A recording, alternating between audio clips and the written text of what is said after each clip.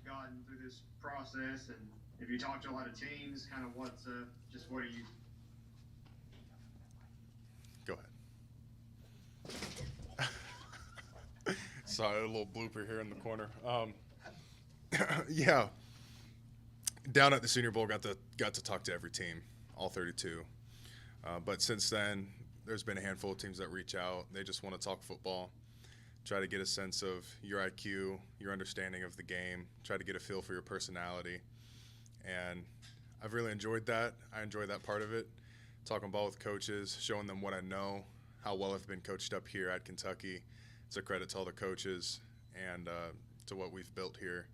We got smart players, and I think this draft class shows that. University of Kentucky's got some really good guys on the field, but also off the field. High character, high IQ, all that stuff. Nick Roush? You mentioned the Senior Bowl. There was a story about you getting injured. Can you just share that with us? Yeah, AC joint, just a grade 1 sprain, nothing too bad. Was able to finish the game with it. When you get an opportunity like that, of course I was a late invite, and so many guys opted out of the game. You really want to take advantage of that opportunity. So even though hurt my shoulder, you got to fight through that and play through it because you were given that opportunity. So you got to make something of it, and that's fully recovered. There was no damage done to it really. It only took about a month to heal, so no issues there. It did sound like a nice kind of Braveheart, almost like tough it out story. But I know it's been a big talking point here, but you'll have to do it a lot as well. But just the transition from a lot of shotgun to under center stuff, well, what is that? What does that mean for you? And is that a big transition at all? No, it's not. It's just something you got to practice. It's a pro-style offense in the NFL, obviously. So, really, it's cool to see. I come to practice here, and the play calls, the terms, the schemes, everything is exactly what we did down at the Senior Bowl. What's up, Lynn?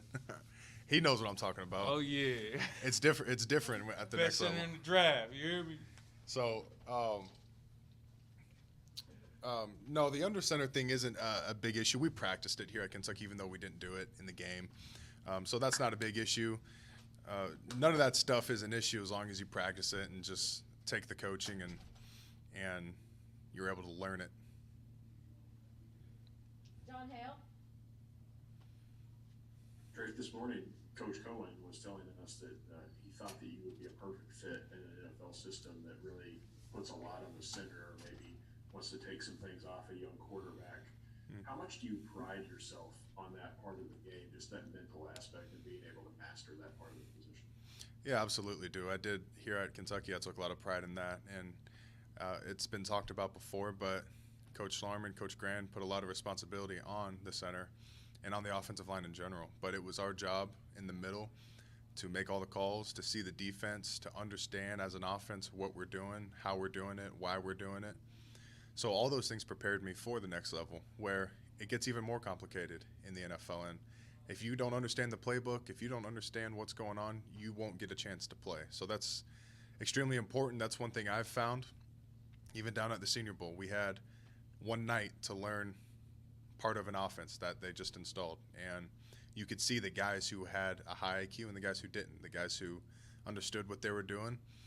Even if it was something we never ran in college. All those plays are things we never ran at Kentucky, but you got to be able to pick it up fast. And so, yeah, I do take a lot of pride in being able to do that. Adam? Hey Drake, I know size-wise you're one of the smaller centers in this draft class.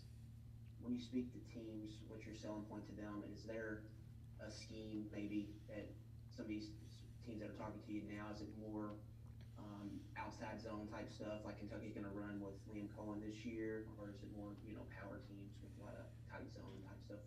What are you hearing from them? And then you mentioned the middle part of the game. When your playing career is done, is coaching something you maybe thought about what to pursue after playing? Yeah, I'll answer that second part.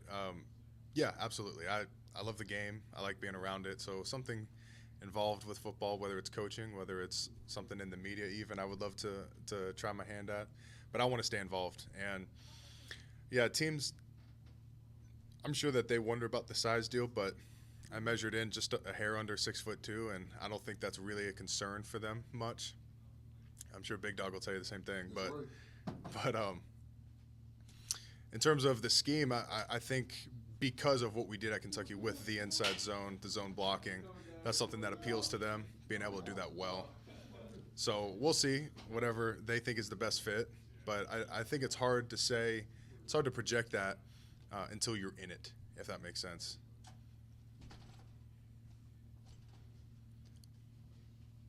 John Hale.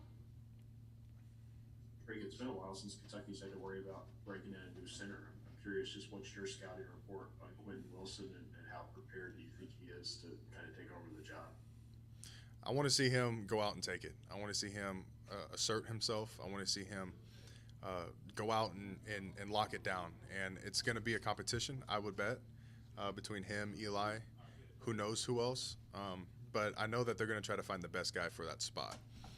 I know that you're good. I know that the coaches aren't just going to hand it over to him.